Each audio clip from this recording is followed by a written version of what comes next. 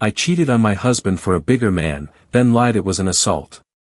He found out and brought another woman to our bed that very night. I am 28 years old and I have been with my husband since we were kids. He was my first boyfriend, my first kiss, my first time, and also the only man I was with until we got married. We have been married for 3 years and until recently, I thought I had a stable life. I had even come to the conclusion that it was time to take the next step, a child. I was excited about the idea.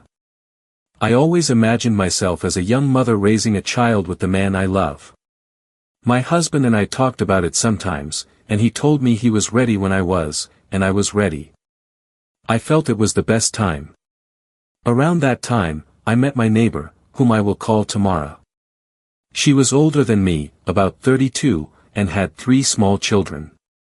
We became friends quickly. I liked listening to her because she seemed to have experience in everything, and I, on the other hand, felt somewhat naive. She gave me advice on motherhood, on life as a couple, on how not to rush into certain things. One day, while I was telling her that I wanted to have a baby soon, Tamara looked at me as if I were a naive child and said something that still echoes in my head. Look, once you have a child, there's no going back. Life changes. If you want to experiment, if you want to try other things, now is the time, because afterward, you won't be able to. At first, I laughed. I told her I didn't need to experiment with anything, that I was fine with my husband, but she insisted. And it was in one of those intimate conversations, almost like confessions, that the topic of my husband's member size came up. I had never given it any importance. I never compared it to anything because he always made an effort to please me. I told Tamara this, calmly, without shame, but she didn't take it the same way. When I confessed that it was about 8 centimeters, she burst out laughing. She mocked me as if it were a joke. Seriously, she said, laughing. No wonder you've never tried anything better. I felt bad, but I tried to hide it. I repeated that I was happy, that I didn't need more. However, Tamara didn't stop there. Look, it's not that your husband doesn't love you or that he doesn't try, but how do I put it? There are experiences a woman should try at least once. And I'm not just talking about size, although of course, that matters. I was already feeling uncomfortable, but she continued. I know someone, a big, dark-skinned guy who charges for encounters, and believe me, he's worth every penny. I'm talking about 18 centimeters, baby. 18, that's a whole other league. She said it with such confidence that I was frozen. I didn't answer, I just looked at her. She smiled at me mischievously and confessed that she had tried him a couple of times. He left me trembling. I've never been made to feel like that, she added. If you try it, you won't forget it. I went home that day with my head full of doubts. Not because I thought my husband wasn't good enough for me, but because for the first time, someone made me feel like I was missing something, that I was missing out on a part of the world. I'm not going to lie, the idea started as a mental game, an absurd curiosity that I would dismiss in seconds, but it came back again and again with more force. I kept telling myself that it made no sense to ruin my life over something so silly, but at the same time, I thought about the difference. 8 against 18. It was a chasm. How could I not at least imagine it? Weeks went by and I was still mulling it over until Tamara brought it up again in another conversation. She told me that if I really wanted to, she could arrange it, that no one would find out. She even offered her own house as a meeting place. I'll go out with my kids and leave you the keys. You do your thing and then clean up well. No one will suspect a thing. It was then that my resistance broke. What I had never seriously considered became a plan. I told myself it would be just once, that it would kill the curiosity and I could move on with my husband, at peace, ready to start a family without any ghosts in my head. We planned everything, the day, the time, even the details of how to get in and out without being seen. I was nervous, but also anxious. Part of me wanted to believe it would be the most intense experience of my life. Another, quieter part of me feared I was about to make the worst mistake. The day came. Tamara kept her word, she went out with her children and left the house free for me. I waited for the dark-skinned man inside, my hands sweating and my heart racing. When I saw him come in, I was struck by his physique. He was huge, both in height and build. He didn't seem like someone I should be with, especially not as a married woman. He didn't talk much. It was clear he was there for one thing. I tried to convince myself that I was doing the right thing, that this was just an experience. But from the very first moment, everything felt wrong. The act was clumsy, painful. I didn't know how to react. I was scared, and soon the pain became unbearable. The only thing that came out of my mouth were screams, but not of pleasure, but of suffering. He, confused or simply arrogant, thought I was enjoying it. He thought those screams were of excitement, and instead of stopping, he continued with more force. My body couldn't take it until finally, I had to ask him to stop because it hurt too much. He shrugged as if it were nothing. He told me that not all women could handle it, that some were not made for so much. That phrase hit me like a bucket of cold water. What had started as a whim ended in humiliation. When he finally left, I was left lying on the bed, in pain. My mind was blank.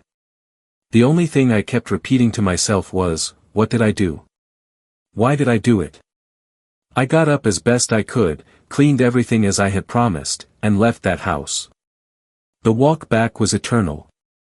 Every step felt heavy as if I were carrying tons of shame. It hurt to walk, it hurt to think. When I entered my house and saw my husband, I felt my heart explode with guilt. He smiled at me, asked me how my day was, hugged me affectionately, and I just thought, he would never do something like this to me. He would never hurt me that way. I regret it. I regret it with every fiber of my being. The day after the disaster, I decided to visit the doctor. The pain was unbearable, and although I tried to convince myself that it would pass, my body wouldn't let me ignore it. I walked with difficulty, and every step was a reminder of what I had done. A serious doctor, the kind who barely looks up from the file, attended to me. He examined me calmly, asked me questions, and after the evaluation, he gave me his diagnosis.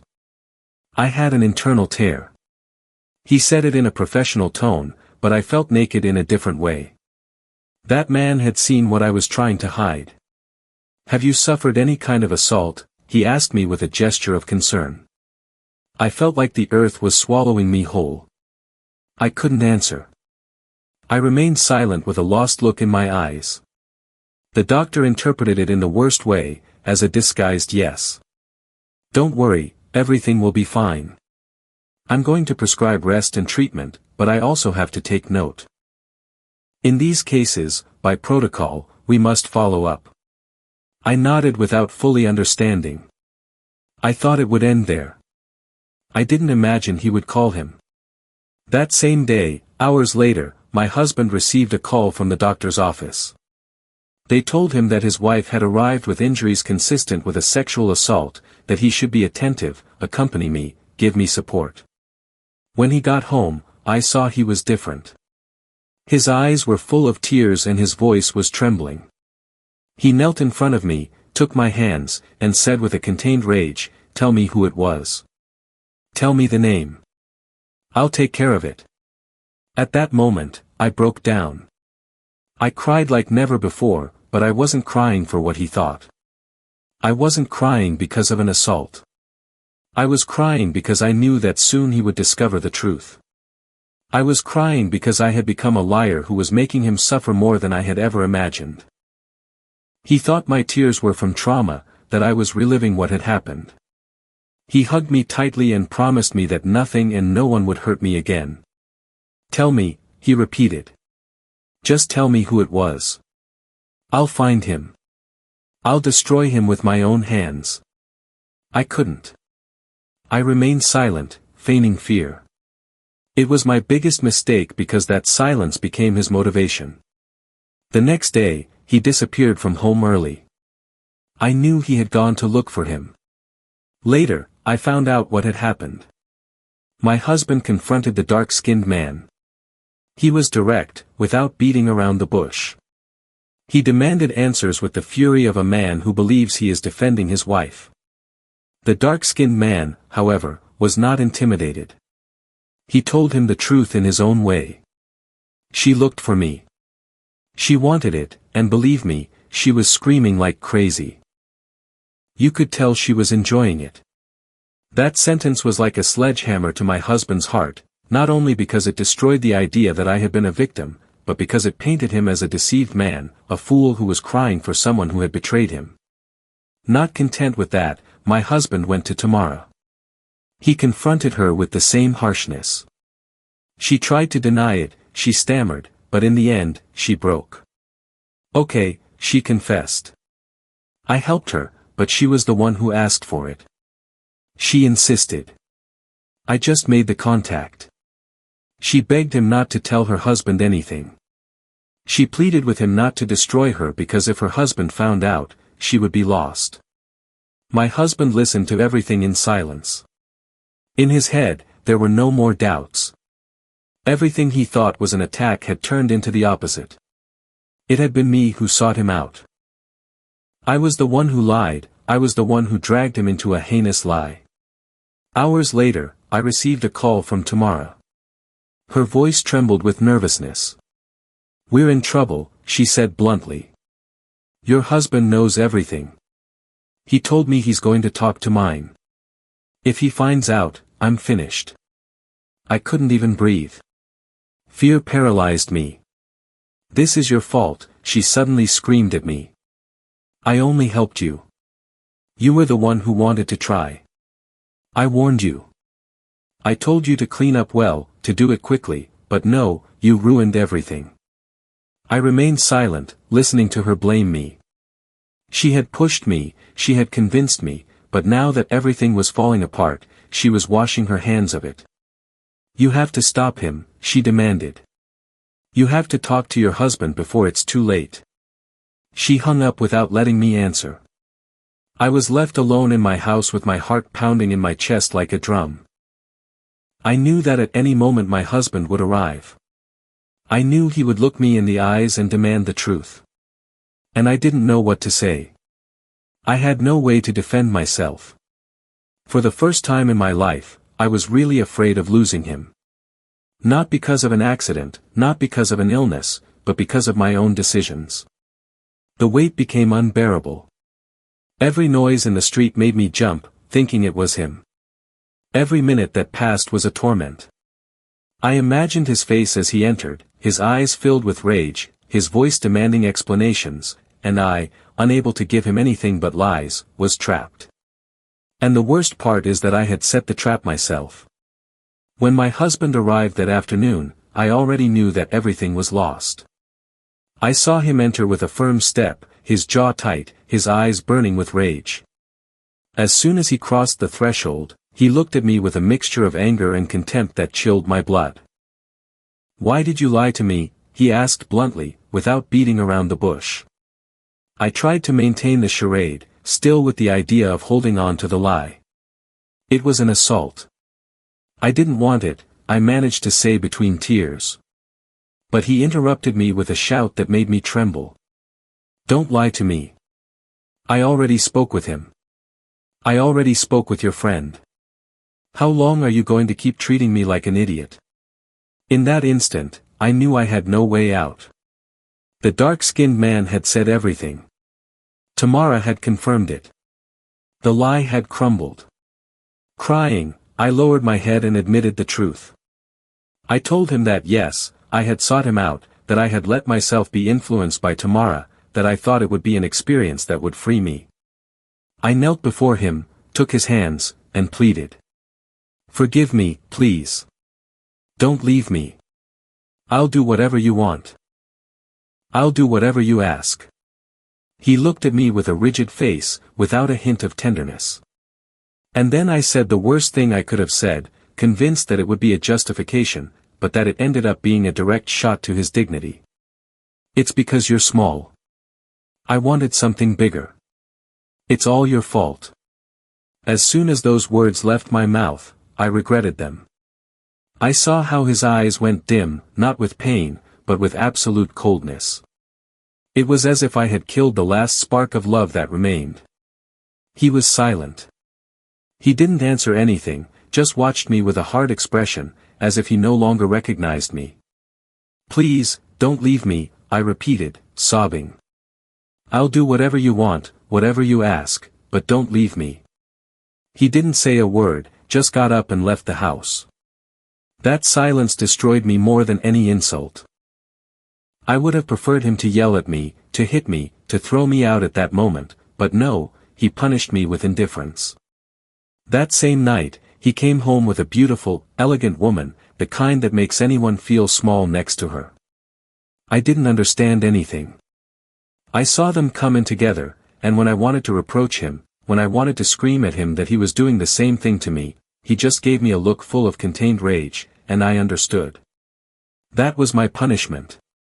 I remained silent, swallowing my own poison, listening as in my own house, in my own bed, another woman took what had been mine. I wanted to think that was all, that maybe he needed to make me suffer to then leave it behind, that maybe after that humiliation, reconciliation would come. I told myself that if I endured, if I could bear the noise of that night, then we could start over. I even thought about a child. Yes, I convinced myself that we could overcome this if we tried for a child, that he would see my repentance, that he would give me another chance, but it wasn't like that. Days later, he handed me the divorce papers.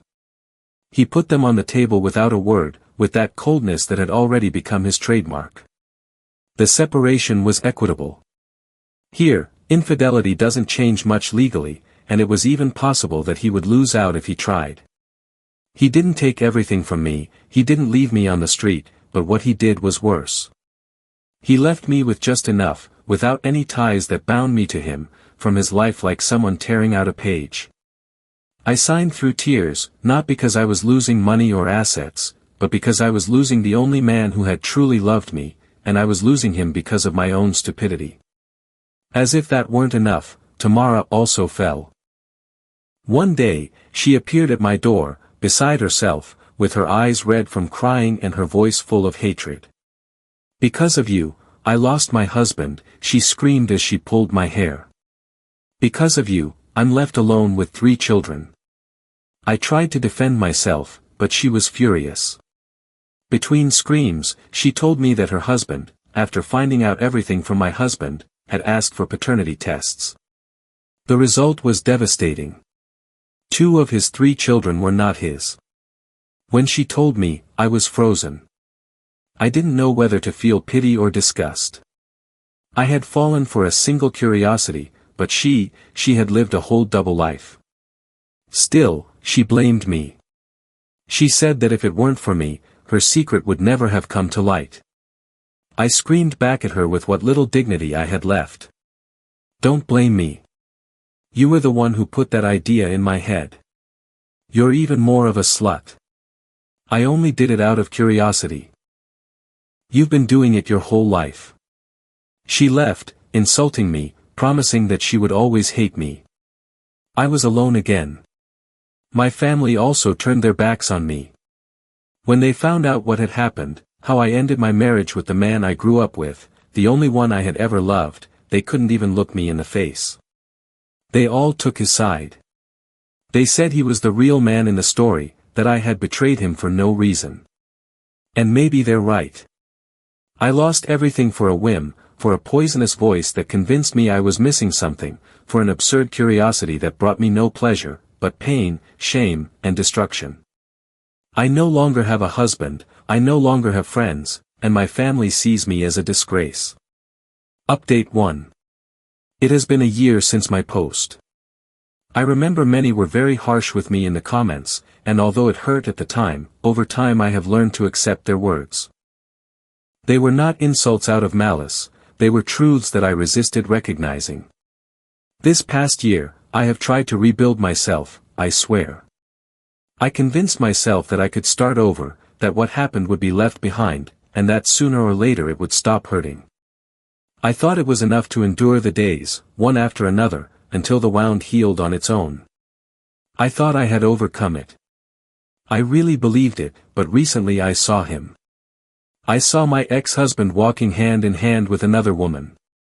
At first, I thought it would be someone temporary, a casual encounter, but no. I've seen them several times. They are a couple, and you don't know how hard it is for me to accept. I feel like I'm falling back into the same dark pit from a year ago. It's the place where I drown in my own mistakes, where I want to get out and I can't, where every memory crushes me. And yes, I know it may sound sick, obsessive. I myself am scared of what I think, but I don't know how to stop remembering him. Some will say to try, to get myself together, to seek other experiences, to give myself the chance to meet someone else. Don't think I haven't, I tried. A few weeks ago, I dressed in the best I had, with the things I knew he always liked. I walked by where he works, feigning a coincidence. I saw him come out with that woman, and I waited for a gesture, a breath, a hesitation in his gaze, something to confirm that he still found it impossible to ignore me. But he didn't see me. Yes, he saw me, but his expression didn't change at all. There was no surprise, no desire, no anger, nothing. It was as if I were just another stranger in the crowd. That indifference hurt me more than any insult he could have thrown at me in the past, because with hate, at least there is something, but with indifference, there is nothing. I toss and turn in bed thinking about him, about what was, about what will now never be again. And I hate myself for remaining tied, for not being able to free myself from that shadow. I have considered moving, leaving here and starting somewhere else, looking for a change of scenery.